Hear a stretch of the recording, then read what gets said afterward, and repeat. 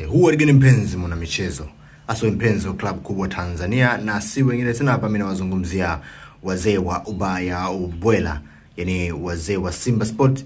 Leo nipo na taarifa mbili. Taarifa ya kwanza ni kuhusiana na usajili ambao unaendelea katika klabu ya Simba Sport, lakini taarifa ya pili ni kuhusiana na dabi ya Kariakoo. Hupi msimamo wa klabu na msimamo wa mashabiki wa Simba Sport. Sasa pasipo kupoteza muda tunakwenda kuzungumzia swala la usajili, swala nyeti sana katika kipindi hiki. Swala ambalo kila mtu anatamani kujua nani anaingia, nani anatoka. Sasa Simba Sport kiuhalisia na ukweli uliopo wazi wamekwisha kubaliana na Kaizer Chiefs katika mauziano ya mchezaji Steve Dese Mukwala, lakini pia kuna uwezekano pia wa Abida kuondoka, Lionel Ateba Mbida. Lakini Simba Sport wao wanafanya mambo kwa usmart mkubwa sana. Wameamua kuhamia katika ligi ya kule Tunisia katika klabu ya Sfaxien baada ya kuvutiwa na mchezaji Bara Conte ambaye amefanya vizuri katika michuano ya Confederation Cup akiwa na klabu yake ya Sfaxien, na kila mmoja amemuona katika zile mechi ambazo amecheza na klabu ya Simba. Amesumbua vibaya mno. Klabu ya Simba wameona ni vema kumchukua mchezaji huyo mwenye umri wa miaka 26 ambaye kwanza wamemuona kabisa ameperform mbele yao na ameprove kile ambacho yupo nacho katika michezo ambayo kacheza katika kombe la shirikisho.